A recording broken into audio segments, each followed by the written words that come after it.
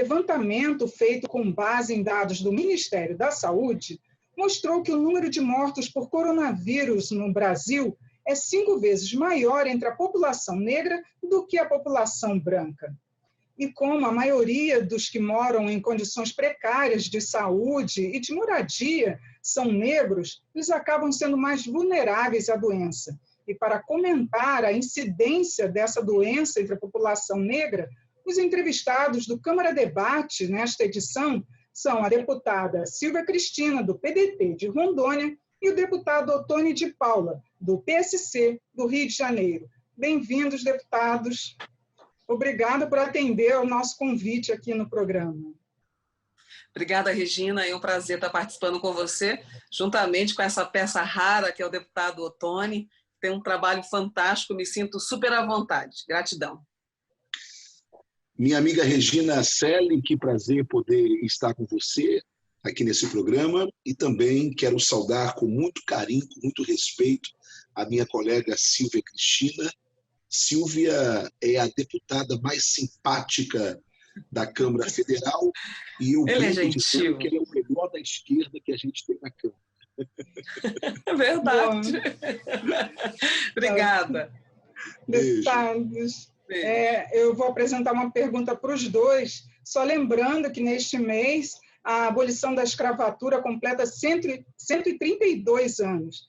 Mas o que eu queria era que os dois avaliassem para a gente a que se deve essa incidência de 5 vezes maior de mortes entre a população negra. Deputada Silvia Cristina, por favor. No meu ponto de vista, inclusive fazendo uma análise bem rápida com relação a isso, é claro que, por lei, né, nós fomos libertos, os negros foram libertos através da Lei Áurea, mas nós estamos presos a muitas questões ainda que passam e evidenciam durante décadas. Nós recebemos menos, né? Na maioria dos negros recebem menos, são os mais pobres, e na questão da doença, especialmente do Covid-19, que é uma doença específica devido à questão de higiene, nós temos essa problemática, onde os negros, nossos irmãos negros, estão em localidades que, infelizmente, ainda falta saneamento básico, ainda falta água encanada, ainda tem a pobreza propriamente dita, as casas germinadas, que uma próximas das outras, e favelas, na maioria, que esta população negra reside e convive. Então, tudo isso acaba ocasionando e a necessidade realmente de trabalhar, porque são poucos os que podem ficar em casa, que vão receber o auxílio, que são suficientes para a sua família, né? Eles têm que estar, enfim, fazendo bicos, mesmo assim, sabendo da problemática, e aí a gente tem esse número alarmante, infelizmente. Qual a sua posição, deputado Ottoni, por favor? Eu queria muito que esse tema sobre coronavírus, que afeta mais a nós negros, fosse o que nós que temos, que estamos mais para a direita desse debate político nacional, chamamos de mimimi, né? Não, isso é um mimimi da esquerda e tal, sobre a questão dos negros, esse vitimismo, que a gente sabe que existe. Mas, na verdade, nós estamos diante de um dado vindo do próprio Ministério da Saúde e que comprova, são números, é matemática. Portanto, você não tem como dizer que isso é um outro mimimi ou que isso é manipulação de números. Estamos diante de uma realidade. De uma realidade que ela se comprova, conforme a deputada Silvia Cristina disse agora, porque no nosso país, negritude e pobreza caminham juntos. No nosso país, ser negro e ser pobre são sinônimos. Ao ponto de você pensar o seguinte: se nós tirássemos hoje a questão das cotas, e alguns ainda debatem, não, eu sou contra a cota porque é cota para negros. Ok, vamos então acabar com a cota para os negros. Vamos fazer uma cota apenas social. Bem, 80% a 85% dos beneficiados dessas cotas ainda seriam negros. Por quê? Porque pobreza e ser negro nesse país, infelizmente, são sinônimos. Agora, o que a gente precisa compreender é que esse problema do coronavírus ele está intrinsecamente ligado à questão da própria higiene pessoal, da própria condição do habitat, da própria questão também desta aglomeração. E aí você percebe que aonde os irmãos negros estão, hoje, na sua grande maioria, você sofre justamente esses problemas. Grandes aglomerações, porque é uma casa onde vive 5, 6, 7, 8 pessoas, não é? E também é um espaço onde a própria condição do próprio saneamento básico não existe naquela localidade. Então, isso tudo faz com que negros tenham mais incidência e tenham mais contágio realmente com essa maldição desse coronavírus. Agora, deputada Silvia, a gente poderia dizer que a pandemia também estaria mostrando um outro lado do racismo, já que também os negros estão ficando de lado no tratamento e, por causa disso, teriam uma incidência maior de mortes? Ah, não tenha dúvida. A gente percebe isso, inclusive são dados específicos que nós temos em que, infelizmente, os negros eles sofrem mais, né? Pela dificuldade, pelo acesso às unidades hospitalares. E outra coisa também que a gente tem que levar em consideração o desemprego, ele tem afetado mais também os negros. E com isso, com menos dinheiro, com só auxílio emergencial, só com Bolsa Família, isso tem levado também às dificuldades. Porque entre comer e a higiene pessoal, podem ter certeza que ele vai gastar mais com alimentação para poder sustentar os seus filhos. Então, é uma situação realmente muito complicada que nós vivemos, em que no mês de maio, próximo então, nós estamos aí vivendo esse período, inclusive maio, a gente lembra bastante a abolição da escravatura, infelizmente ainda nós estamos escravizados nessa modernidade, nesse contexto que nós estamos especificando neste programa. Deputado Ottoni, não seria então interessante que o próprio Congresso apresentasse alguma proposta para que fosse tratado de alguma forma diferente para essa população negra, que, como o senhor bem lembrou, também é a maioria entre a população pobre? Regina, eu não sei se seria o caso do Congresso apresentar alguma proposta nesse momento. E eu acho que qualquer proposta nesse momento que for apresentada, ela terá um impacto contrário dentro daquilo que a gente deseja. Por quê? Porque como você hoje não tem leitos suficientes e a maioria desses hospitais de campanha que estão sendo criados aí Brasil afora ainda não estão funcionando em plena atividade, está faltando respiradores, não é? A minha pergunta é: como você consegue selecionar nesse exato momento quem vai ter ou quem vai deixar de ter o tratamento? Eu entendo a sua pergunta, entendi muito bem a sua colocação, mas esse, infelizmente, é um problema histórico que nós estamos vivendo e que, como qualquer problema histórico, você não tem como mudá-lo e alterá-lo em um prazo curto, principalmente diante de uma pandemia como essa que nós estamos vivendo. O que eu acho que deve ser política pública de estados e de municípios é dar uma maior atenção às áreas mais pobres da cidade, não é? Principalmente levando acesso à água.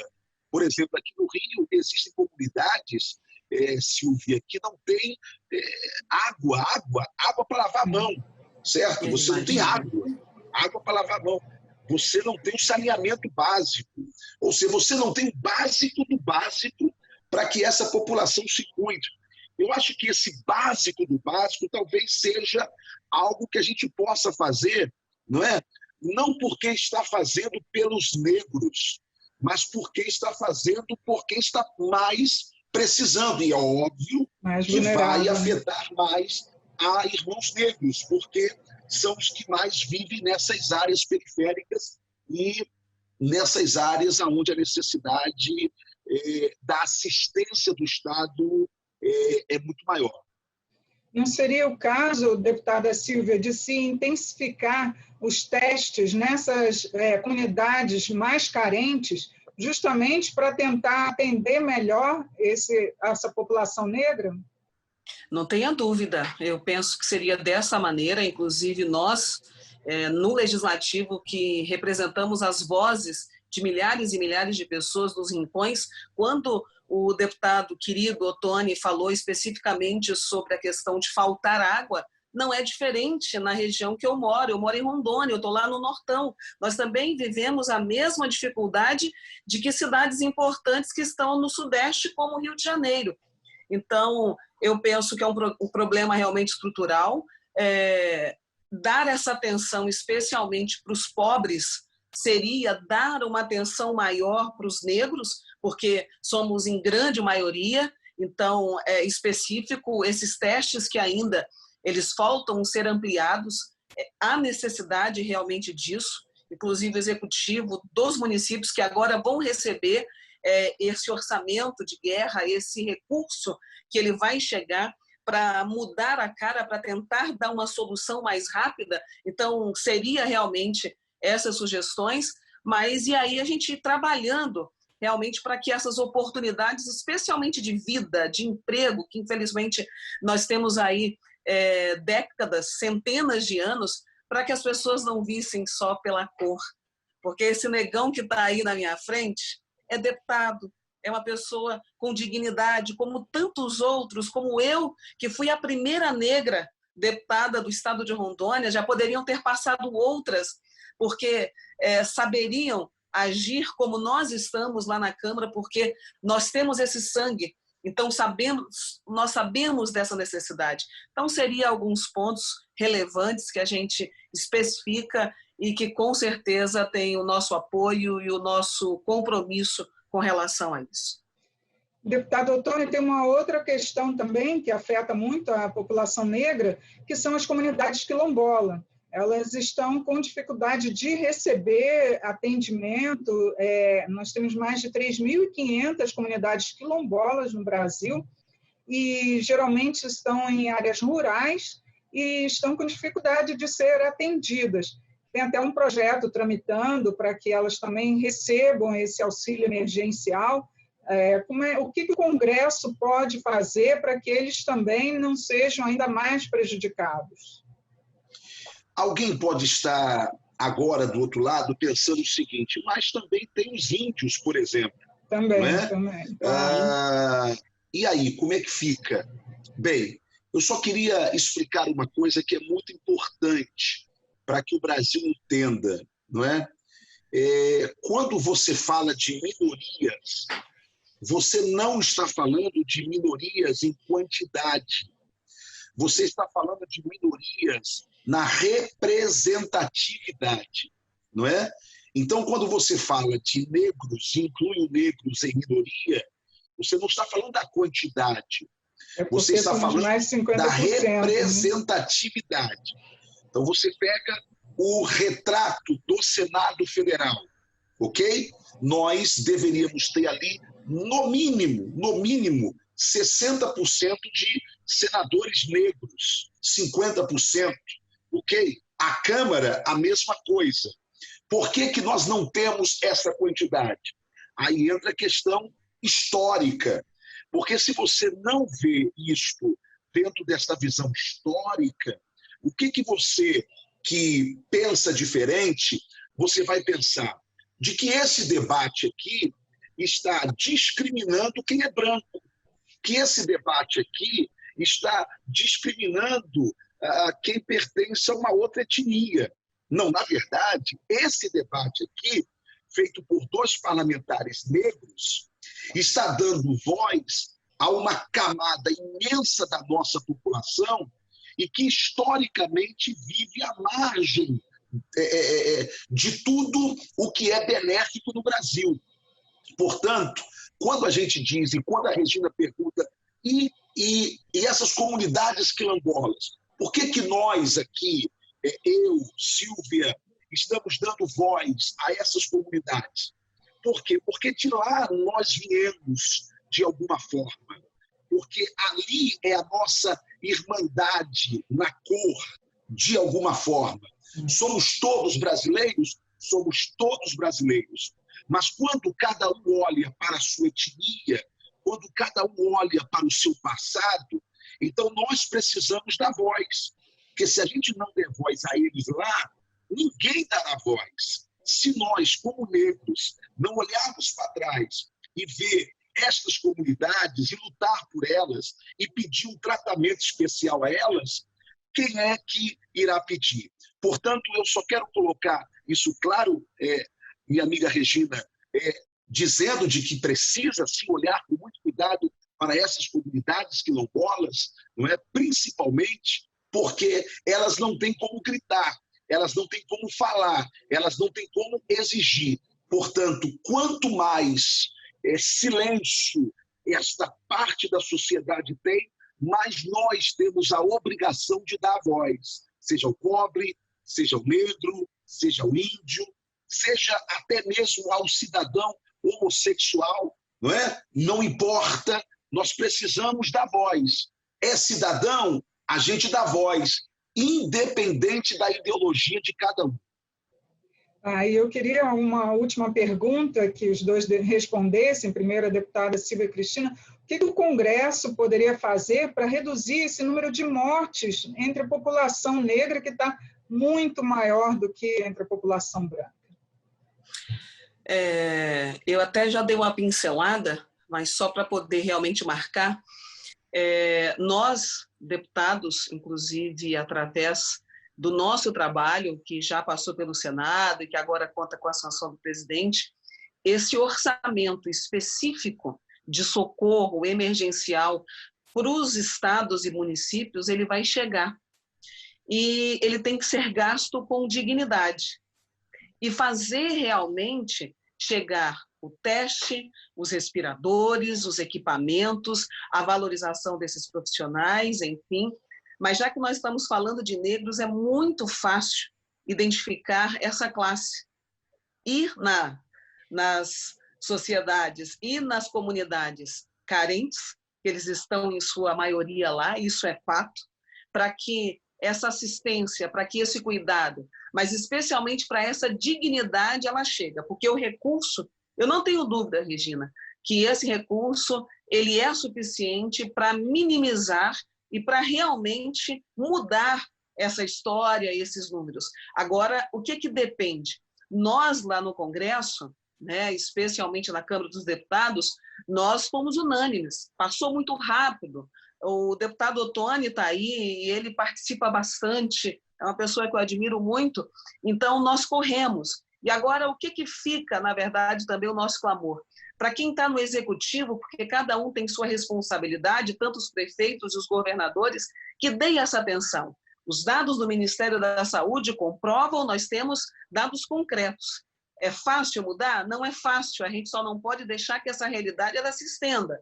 Então, esse recurso ele vai chegar, nós votamos para isso, para que seja específico, não é para fazer diferença nenhum que é melhor do que o outro, mas se essa comunidade, se essa população, se a nossa população negra está sendo mais atingida, é ali que eu tenho que realmente ter ações concretas para mudar essa realidade. Então, fica aí a dica e, com certeza, no Brasil e nos nossos estados, nós estaremos participando ativamente para que, de fato, essa destinação desses recursos sejam alocados para esses quesitos.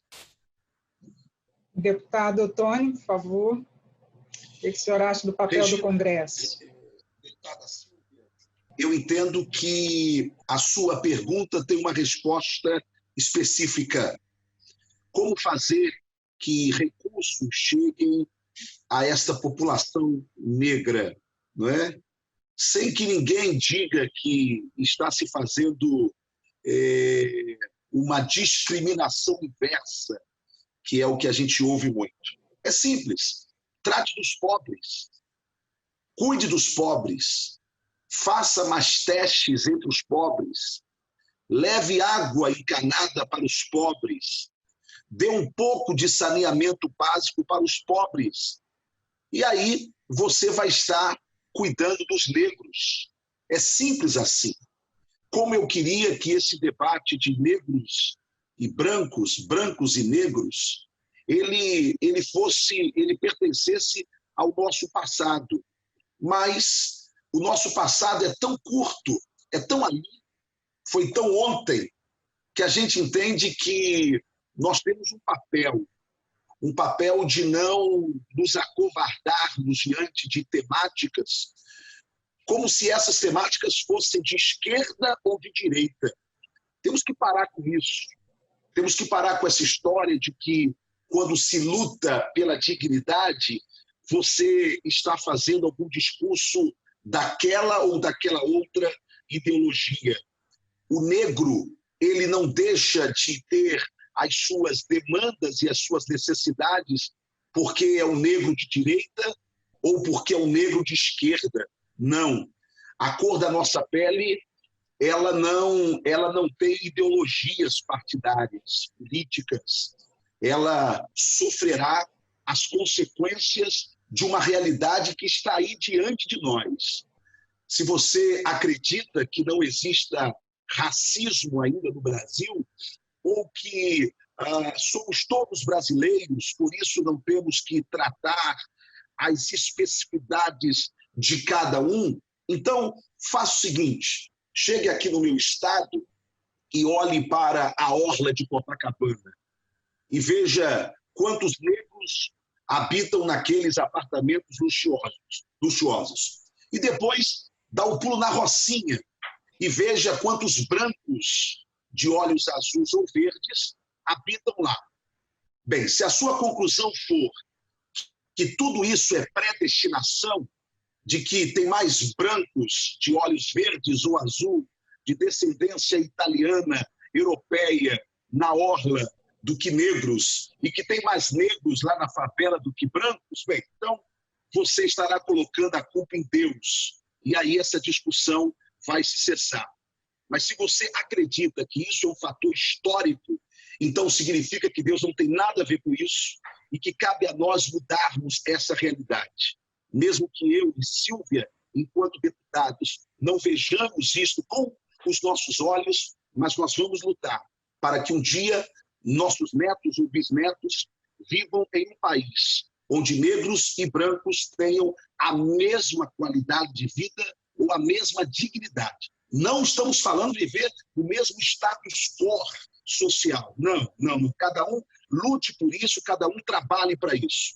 Mas que cada um possa ser tratado com a mesma dignidade, porque aí sim vale a frase somos todos brasileiros, quando todos formos tratados com dignidade. Deputados, muito obrigada pela participação aqui no nosso programa. Foi muito bom esse debate. Eu que agradeço, Regina. Agradeço de coração.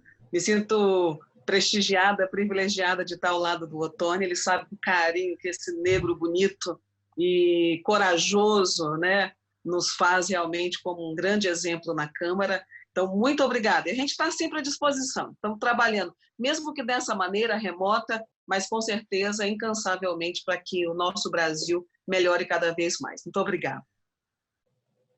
Regina, eu quero lhe agradecer pelo carinho, não é?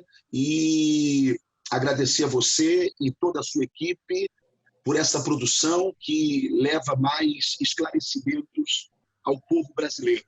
minha amiga Silvia Cristina, esta negra competente. E por que a gente está aqui dizendo, porque alguém pode aqui falar, não é porque que o branco ele não olha para o outro branco e diz, poxa, esse branco competente, ou esse branco lindo. O que o negro costuma falar, esse negro lindo, ou essa negra competente? É porque dentro de cada um de nós tem um orgulho, assim, quando a gente vê um negão que venceu na vida, desperta em nós uma chama, tá vendo? O grito de liberdade da senzala parece que ecoa nos nossos poros, e a gente tem sempre que destacar a questão da Verdade. né? Então, Verdade. é só explicando a outras pessoas que talvez achem muito interessante essa questão desse nosso tratamento. Beijo a todos, a brancos, a negros, a ricos e a pobres, a indígenas, a héteros e a homossexuais, porque depois de todas as discussões e brigas, somos todos brasileiros. Verdade. O Câmara Debate fica por aqui. Obrigada pela sua audiência. Até a próxima.